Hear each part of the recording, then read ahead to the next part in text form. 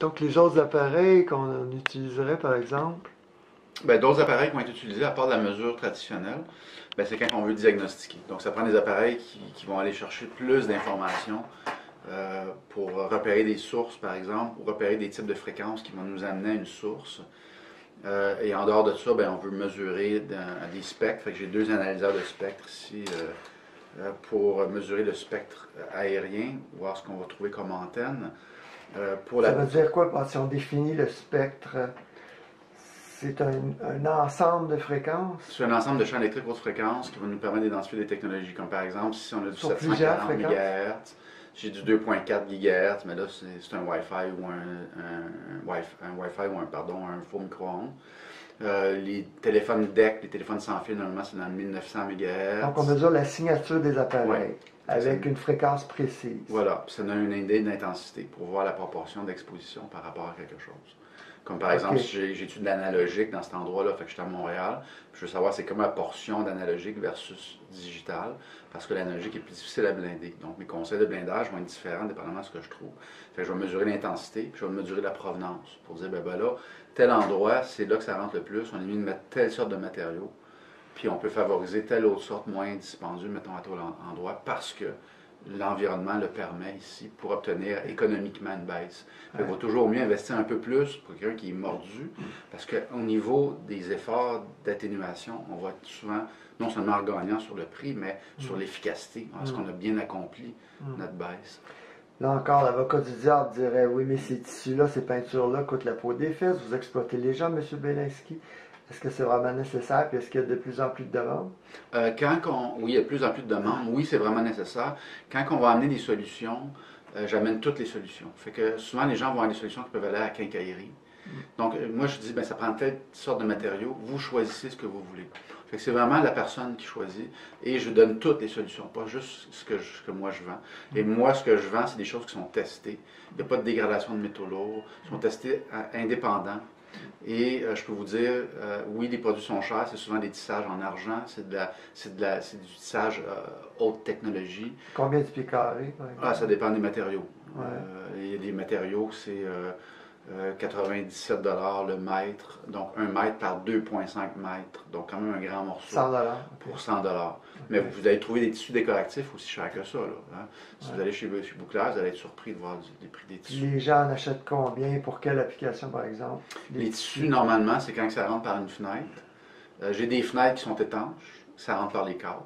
J'ai des cadres qui sont étanches, ça rentre par les fenêtres. Juste le Lowy, ça blinde un peu. En général, le Lowy, on a de bons résultats. C'est mieux d'avoir un filtrage avec double Lowy? Oui. Là, à ce moment-là, est-ce que ça passe par le cadre ou par le mur? Et la bonne expertise va vous dire, ben, j'ai tant de pourcents qui passent par la fenêtre, tant de pourcents qui passent par le mur. Fait que dans certains cas, j'ai posé un rideau parce que la fenêtre est étanche. On va poser des peintures.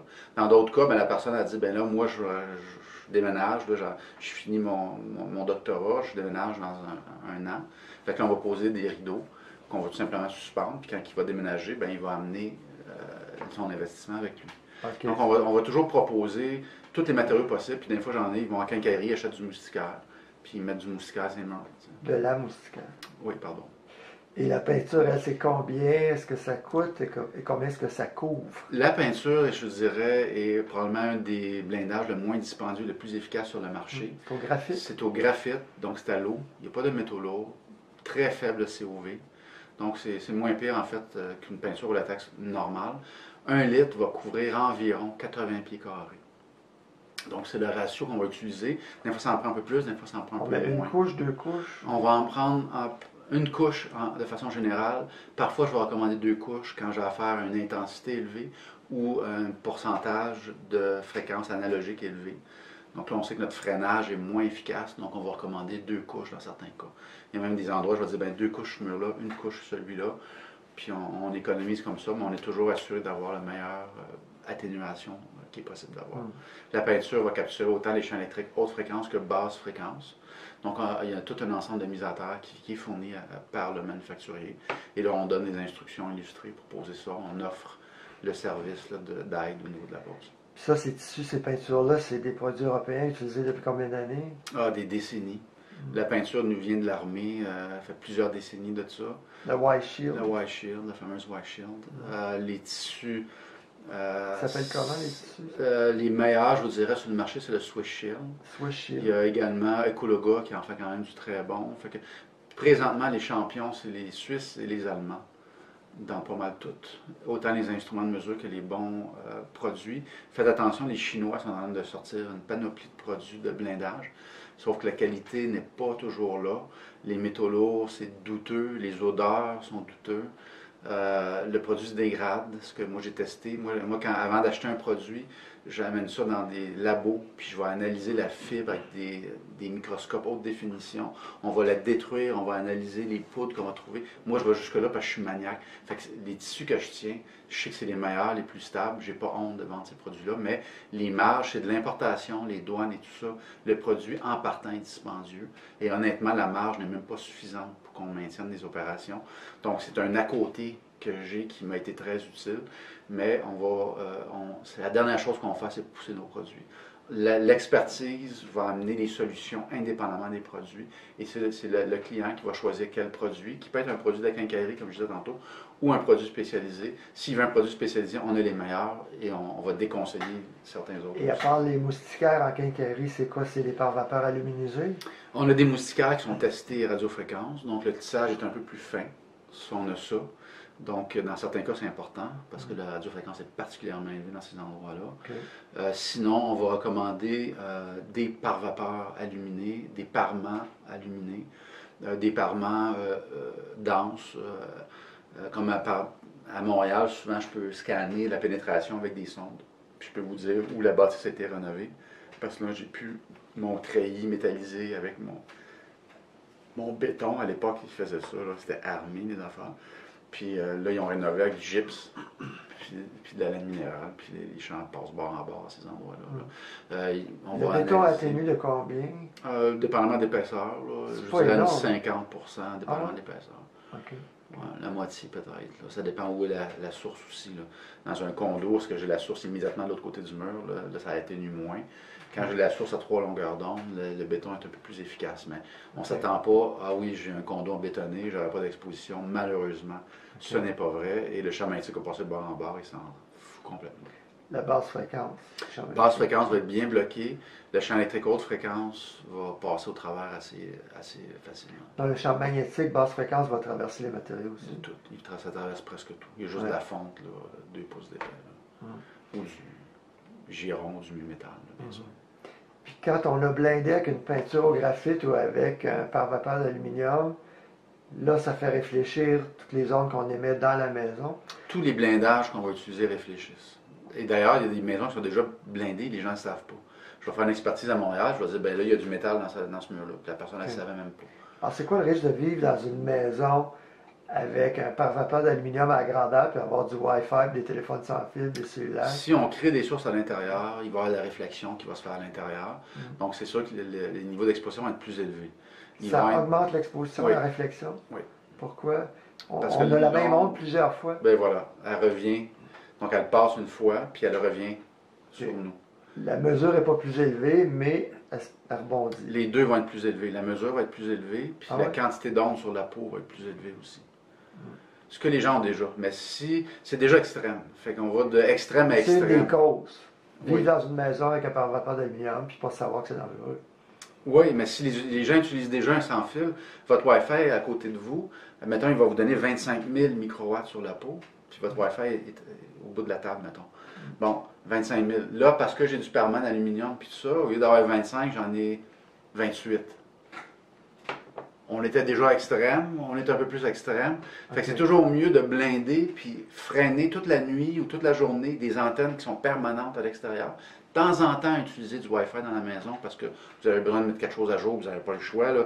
Vous avez une affaire d'1 heure, puis là, vous le faites. Après ça, vous désactivez. Votre exposition quotidienne moyenne va être beaucoup plus basse si vous faites ça. Mais oui, si vous blindez une maison, la majorité des gens qui blindent une maison n'auront pas de sans-fil dans la maison. L'objectif, c'est d'avoir une maison électropropre. Donc, on va avoir du câble et ces choses-là. Mais le peu de fois qu'on va avoir besoin du Wi-Fi, allez-y gaiement. Puis, s'il y a quelqu'un qui achète cette maison-là plus tard, puis qui a des craintes par rapport à ça, ne vous en faites pas. Les cellulaires, ça passe à travers des petites craques. J'ai jamais vu une place. En fait, les places que j'ai vues, ça rentrait plus après blindage. C'est des endroits en campagne où déjà en partant, le signal n'était pas fort. Et là, on est venu blinder la maison. Et là, le 0,5 microwatts qui s'apprend pour que le téléphone rentre, lui, il ne rentrait plus. Bon, mais c'est plutôt rare.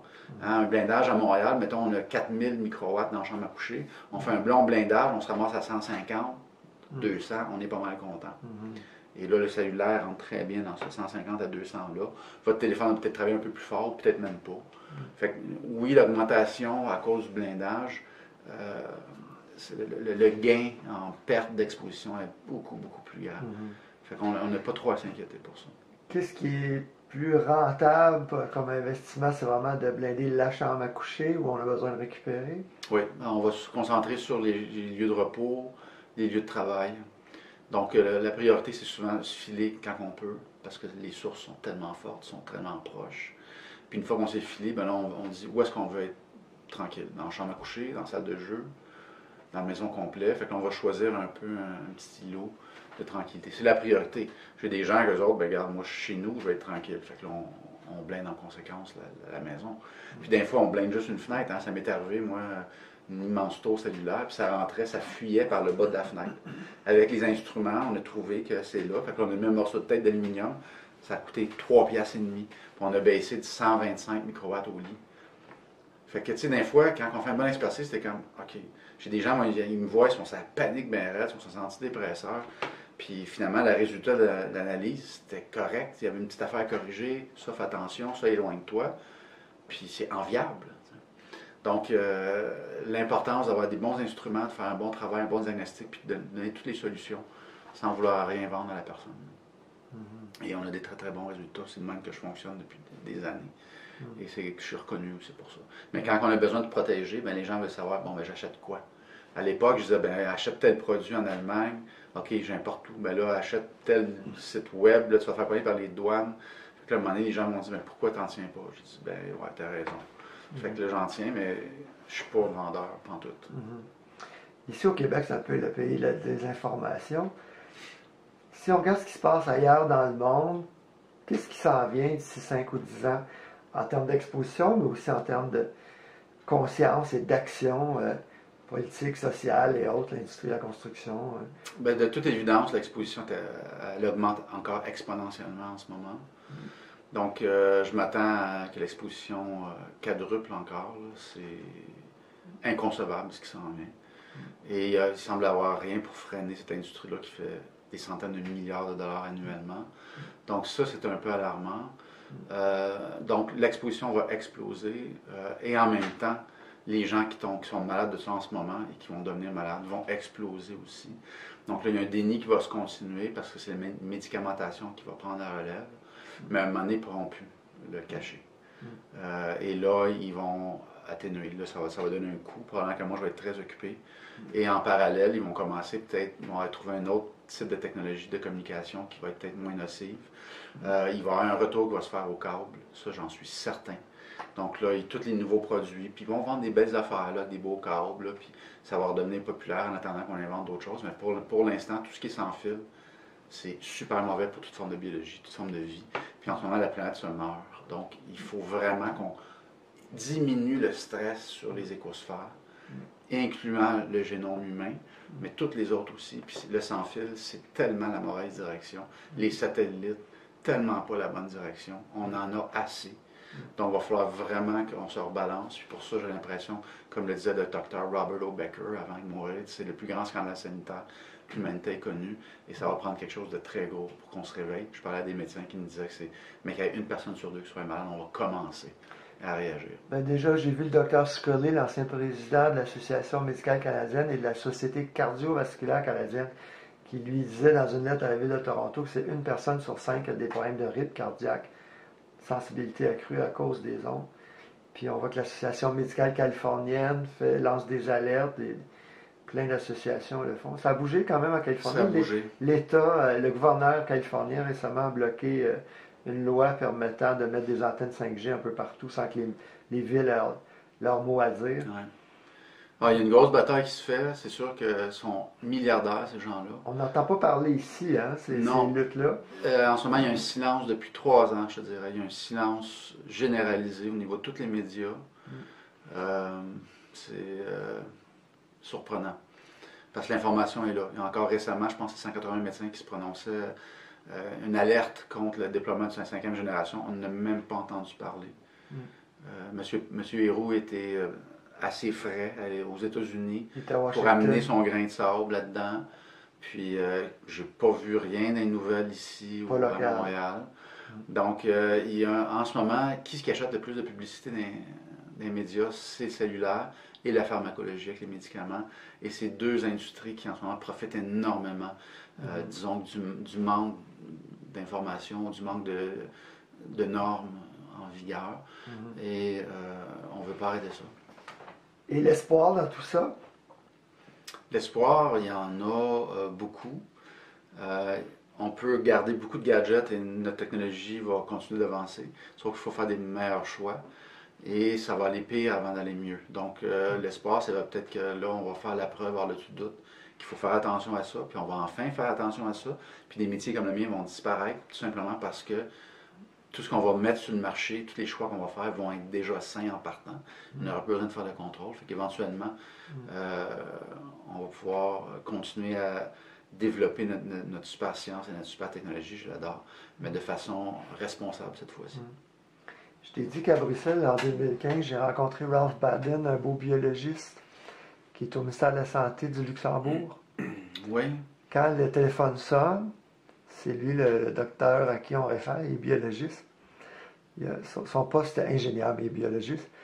Puis c'est lui qui allait dans les maisons mesurer les moisissures, la pollution chimique, la pollution électromagnétique. Puis c'était gratuit comme inspection, sauf les tests de moisissure, les labos. Mais c'est le gouvernement, le ministère de la Santé qui recommande de réduire.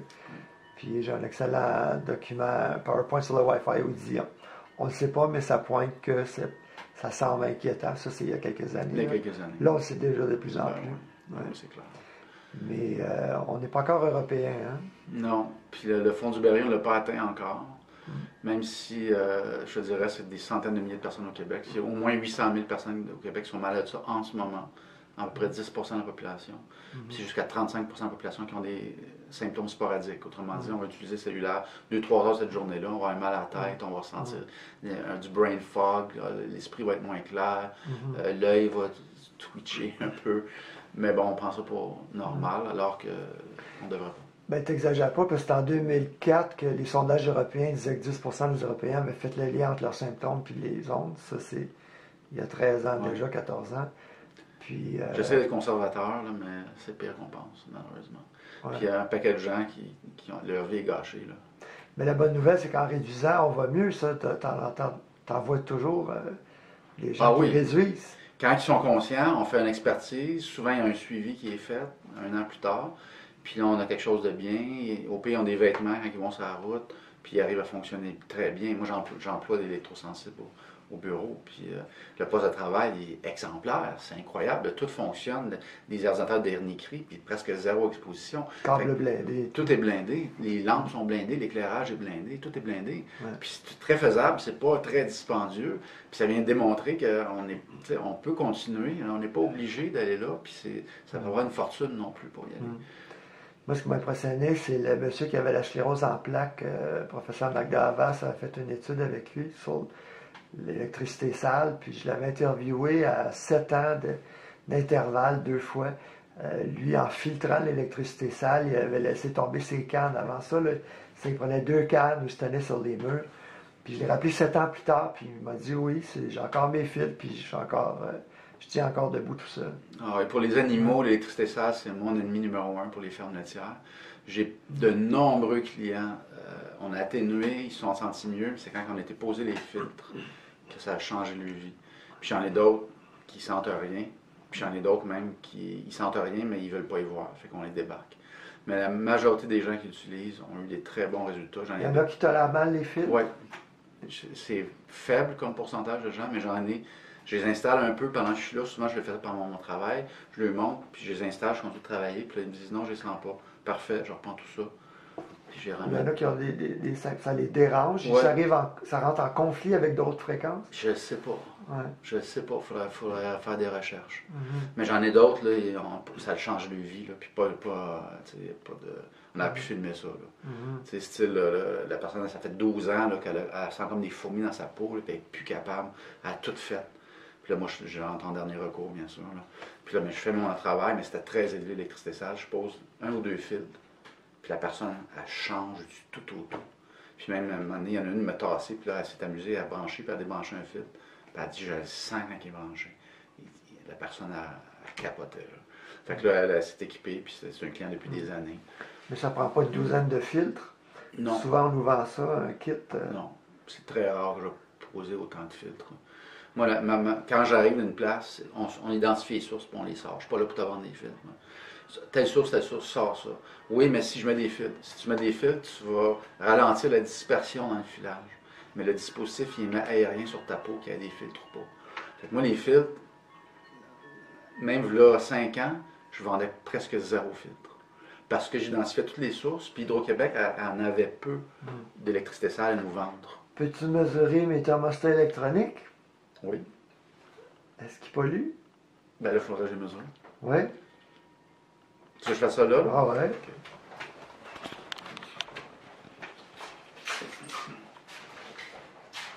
Puis parle-moi des autistes, des enfants hyperactifs. Ouais. Ben ça, c'est... Tu as des témoignages de parents. Hein? Ouais. Ça, j'en ai pas mal. Ça, c'est comme un radio AM. Oui, ça, c'est un radio AM, puis ça, c'est un crème sur les mégahertz. Fait que c'est comme 2 instruments Coûte pas cher, ça. qui m'aident. Ben, j'ai pas le choix parce que l'instrument AM, pour ça, c'est 40 000 $. Fait qu'à un moment donné, il faut que j'aille des instruments, il faut que je sois rentable parce que les gens ne veulent pas acheter mes services sinon. Fait que pour rester rentable, il faut que tu innoves, bien souvent. Oui. Je vois dessus ici, j'ai quelque chose, mais ça vient pas du thermostat. C'est pas le thermostat.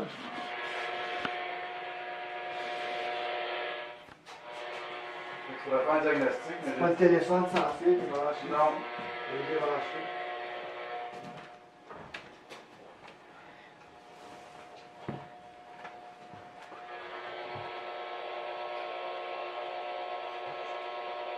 Il faudrait le diagnostiquer, mais j'ai une source ici qui est pas le fun.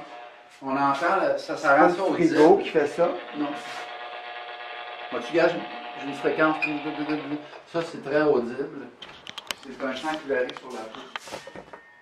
Ça me semble, d'après moi, d'expérience, c'est relié à t'as-tu peut-être un scale blaster ou quelque chose? Oui, au sous-sol. Bon, mais ça serait pour moi un des premiers trucs à voir. Ah, ben on va aller le voir.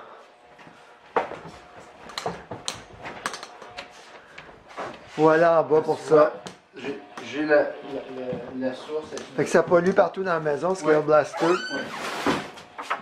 Ça adoucit l'eau, ça va de mieux. Ah, il y a des avantages. Hein? Dessus LED.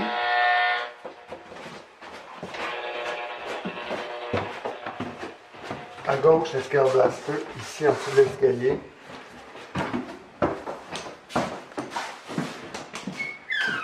C'est pas malin, mais c'est tout en dessous à gauche complètement. Tu vois-tu, j'ai une belle fréquence ici. Ça, c'est une fréquence sur la peau qui est très basse. Autrement dit, c'est un champ électrique dans les kilohertz, mais il est